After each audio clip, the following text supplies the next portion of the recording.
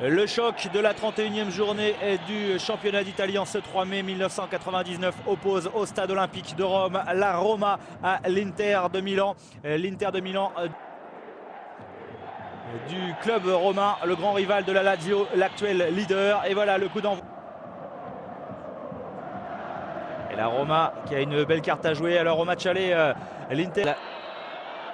Ronaldo et ses accélérations, même s'il n'est plus tout à fait aussi incisif, promène avec Di Biagio et maintenant Di Francesco. Totti qui essaye de se défaire. Le début de ce championnat, il n'a pas beaucoup joué, c'est le moins qu'on puisse dire. Le Brésilien signalé encore une fois en position de hors-jeu. Énormément d'ambiance dans ce stade olympique.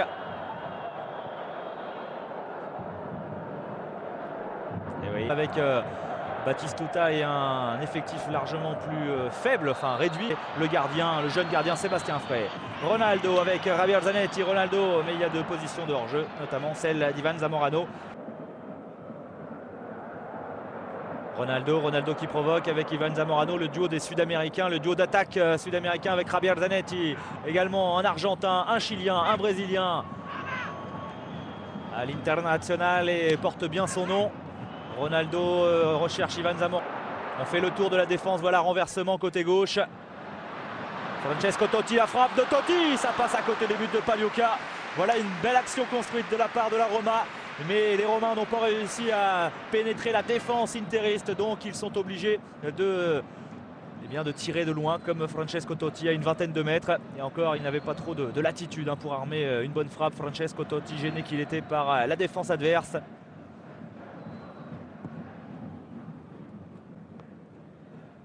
Ivan Zamorano, lobé par cette balle. Encore Totti. Et Beppe Bergomi qui intervient, mais monsieur Collina estime qu'il y a une faute sur le capitaine de la Roma.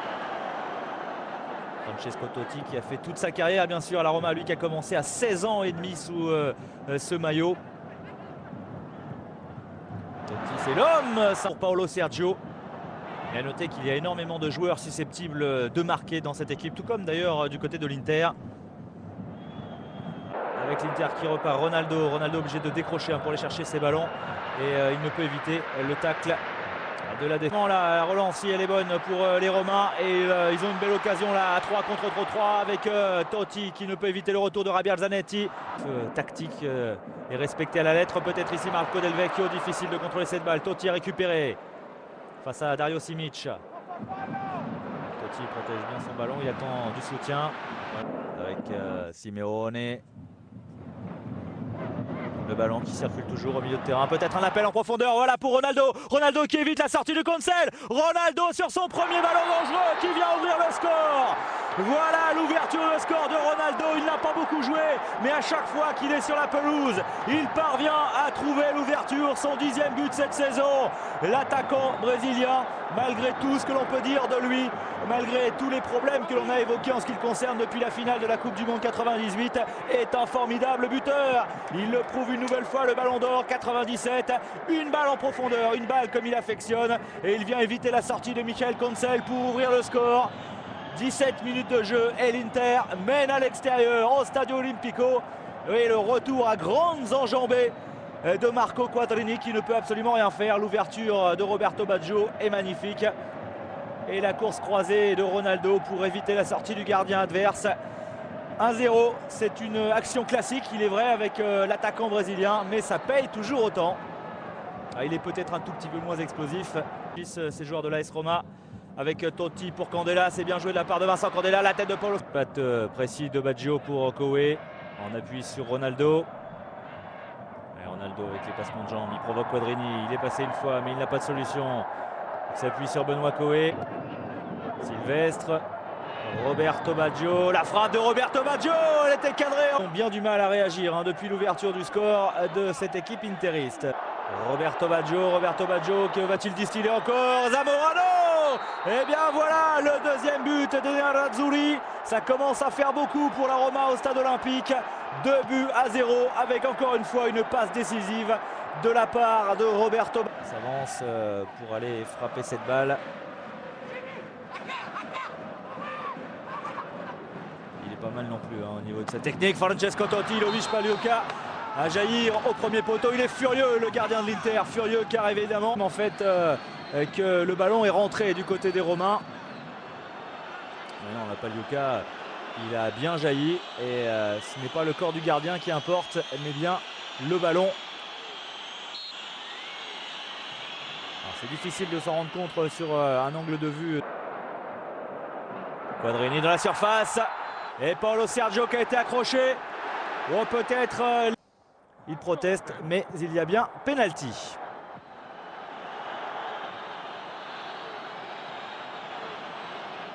Alenichev et ouais, Paulo Sergio, effectivement, il est retenu par le maillot et c'est Michael Silvestre qui a bloqué l'attaquant brésilien. Francesco Totti face à Pagliuca, il était court le gardien de l'Inter et la Roma qui revient, qui réduit le score, 2-1 après 25 minutes de jeu. On disait que la partie était crispée et depuis l'ouverture du score, quand on dit qu'il n'y a pas de but dans le championnat d'Italie, que les défenses sont resserrées, c'était vrai il y a de cela 10 à 15 ans avec le Catenaccio, mais maintenant c'est terminé. On laisse des espaces et il y a des joueurs de tel talent également que la moindre erreur est exploitée immédiatement. Là évidemment il s'agit d'un penalty pour Francesco Silvestre qui a provoqué le penalty. Ronaldo qui décroche, Ronaldo qui va provoquer, Ronaldo qui va essayer de rentrer avec Zamorano. Il est accroché, Ronaldo, c'est un bon coup franc pour les joueurs de l'Inter. Il est déroutant cet attaquant brésilien avec des petits crochets courts. Et regardez comme il vient s'infiltrer au milieu de la défense. Et Marco Quadrini qui l'accroche, qui le crochette. Trait de Tomasi. Totti. Tomasi qui a marqué un but cette saison. Totti réussit à se retourner surtout. L'attaquant de la Roma. Avec Totti qui se jette pour essayer de sauver cette balle. Mais ce sera une touche pour Simic. Et l'accélération pour Ivan Zamorano de Zanetti. Ivan Zamorano, oh que c'est beau! Cette petite balle piquée alors qu'il semblait s'être totalement excentré. Ivan Zamorano qui réussit un doublé. 3 buts. Et Michael Cancel qui a dû quand même hésiter à sortir. Et qui s'est fait complètement piéger. Il était bas sur ses appuis au moment où Zamorano a tenté sa frappe. Il a été piégé, Michael Cancel. Totti. Tête de Simic, Di Biagio. Coup de froid là sur le stade olympique de Rome avec ces 3 buts de l'Inter de Milan. Encore Totti, mais Diego Simeone à l'Inter qui reste sur 5 revers en championnat et qui là est peut-être en train de se réveiller, certes un petit peu tard, mais il y a toujours la possibilité d'aller chercher une place européenne, une place en Coupe UEFA. Même si ce sera difficile. C'est un jeu posé, un jeu placé et des petites accélérations notamment de l'Inter qui font très très mal à cette... Et Totti.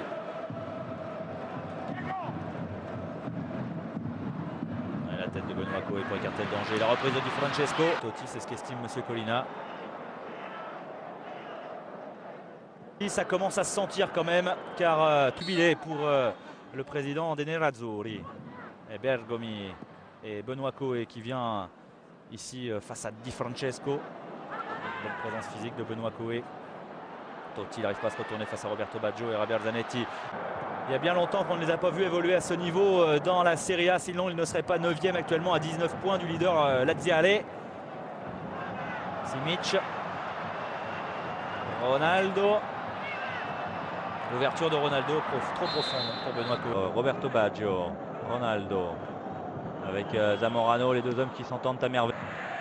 Là, Totti dans la surface. Ouais, tout à l'heure, il y avait déjà eu un penalty, c'est ce qu'il a cherché très certainement. Tomasi. La tête de Paulo Sergio qui a devancé la sortie de Gianluca Pagliuca. Il a été récompensé, le Brésilien, de son activité. Paulo Sergio, la tête de Del Vecchio. Et ben voilà, l'égalisation en quelques secondes. Marco Del Vecchio. Sur sa ligne. Candela qui continue avec Di Francesco, l'intervention de Zanetti, Simeone. Il va falloir qu'ils se réveillent les joueurs de l'Inter, ils se sont peut-être un petit peu endormis, ils ont fait la sieste au vestiaire parce que là ils sont pas du tout dans le rythme de la partie. Totti pour Del Vecchio. Non, Tomasi plutôt, Del Vecchio justement. Maintenant. Totti, Marco Del Vecchio n'est pas en position de hors-jeu, Del Vecchio et le ballon qui vient mourir à côté des buts. Totti.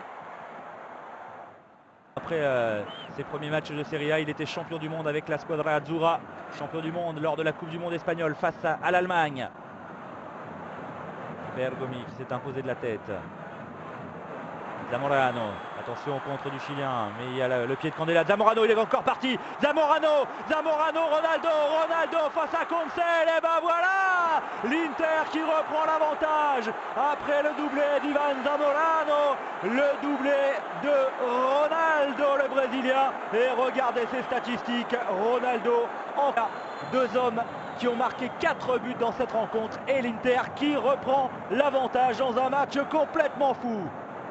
Mais là, Ronaldo, on peut dire qu'il bénéficie d'un caviar d'Ivan Zamorano, l'homme au maillot floqué 1+8, car le numéro 9, c'est la propriété du Brésilien. 56 minutes pour l'instant, et Ronaldo qui récupère.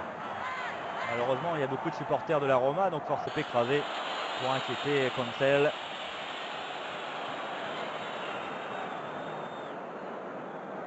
Pour la Roma, doublé de Ronaldo, doublé de Zamorano. Francesco Totti lui a marqué un penalty. Roberto Baggio.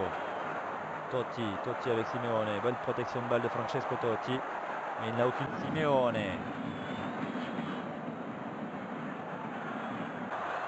Attention, il y a de l'espace. Ronaldo. Ils sont 4 interistes contre 3 Romains, mais ils ne vont pas se ruer à l'attaque. Au contraire, ils ont raison, il a raison. Ronaldo. Et ce ballon en profondeur, c'est bien joué. Oh, Simeone. Et la Roma doit absolument aller gêner, pressé Gianluca Pagliuca. Il n'est pas dans un grand soir. Et Marco Del Vecchio. Di Francesco, Totti, il y a le retour de Benoît Coé. Il l'a vu, le capitaine romain. Totti toujours maître du ballon. Francesco Totti. Zamorano, un bon contrôle de la poitrine pour Ronaldo. Ronaldo cherche à accélérer face à Aldaïr. Ils se connaissent bien, les deux Brésiliens. Joli tacle de la part d'Aldaïr, parce qu'il est quand même allé, même si M. Colina estime qu'il y a une faute sur l'attaquant brésilien. Roberto Baggio. Ronaldo. Là encore face à un de ses compatriotes. La Roma qui reprend le siège de la défense alors que Ronaldo reprend sa place lui sur la pelouse. Les interistes dans ce jeune gardien français. Il est allé se jeter dans les pieds de Vincent Candela pour saisir cette balle. Ronaldo le long de la touche, bousculé par Luigi Di Biagio. Ça devient peut-être un peu difficile physiquement, c'est une bonne chose pour le football. Ronaldo, l'accélération du Brésilien. On disait qu'il était émoussé physiquement. Regardez Ronaldo, quand il accélère, Ronaldo, le passement de jambe, il attend du soutien, il n'a plus personne. C'est toujours autant de temps de gagner avec Zamorano. Dans la surface, Del Vecchio, encore une fois, ils prennent quand même beaucoup de risques. Et les joueurs de l'Inter, Bergomi. Ronaldo, est-ce qu'il a la force d'aller provoquer Zago? Zanetti. Del Vecchio pour derrière, Paolo Sergio, le ballon qui traîne, Totti. Di Francesco, et ben voilà l'égalisation une nouvelle fois de la Roma. But de la saison. Avec ce tir complètement raté de Paolo Sergio, mais la remise très intelligente de Francesco Totti qui a vu Di Francesco, mais il laisse Di Francesco tout seul. Un petit peu passive cette défense de l'Inter. Que Ronaldo et Djorkaeff ont fait un petit peu comme Totti tout à l'heure. Ils ont fait ce qui avait l'air un petit peu émoussé, éprouvé physiquement, qui est resté sur la pelouse. À Aimé Jacquet. Et ça redonne des ailes à l'Inter avec Roberto Baggio pour Ronaldo. Ronaldo, le 5e but de l'Inter. Non, il y a une position de hors-jeu. Mais alors l'entrée de Djorkaeff qui a complètement métamorphosé cette équipe de l'Inter. Ronaldo tout proche du triplé. Ça aurait été son premier triplé de la saison. Ouais, c'est difficile de se faire une idée sur cette image. C'est vrai que c'était limite tendancieux. Qualificative pour le tour préliminaire. Del Vecchio, il a raté peut-être la balle de Brest. Et encore Francesco Totti à l'origine. Beppe Bergomi est trop court. Zanetti, Ronaldo, le capitaine interiste. 2 buts. Et le stade olympique qui gronde. La tête, et ben voilà le 5e but. Et cette fois-ci c'est l'Argentin Diego Simeone. C'est un festival sud-américain dans cette partie. S'il n'est pas d'accord, Francesco Totti se voit offrir une occasion d'égaliser à 5 buts par. Un match à oublier pour les défenses. En revanche, un match exceptionnel en ce qui concerne l'attaque. Il y a un seul joueur qui n'a pas vraiment une vocation très offensive qui a marqué, c'est Eusebio Di Francesco. Diego Simeone aussi. Encore une fois dans le mur. Oh là là, Sébastien Frey qui vient sauver peut-être la balle d'égalisation dans les pieds Di Francesco, dans les pieds d'Eusebio Di Francesco. Totti, lui, il a réussi à perforer le mur. Et cette frappe, je me demande si elle n'a pas été touchée par un bras. Derrière Di Francesco, du bout du pied qui vient prolonger cette balle. Mais Sébastien Frey, un peu à la manière d'un handballeur. Ouais, il y a une main. Il y a une main. J'ai bien l'impression que c'est soit Tomasi, soit Roma s'incline 5-4 sur sa pelouse face à l'Inter. L'Inter qui avait déjà gagné le match aller 4-1, 9 buts en 2 matchs encaissés par la Roma face aux Inter. C'est un doublé de Ronaldo, doublé de Zamorano et un but de Simeone. Bref, que des buts. Paulo Sergio, Marco Del Vecchio et Eusebio Di Francesco pour la Roma. Bref, un festival offensif dans cette rencontre.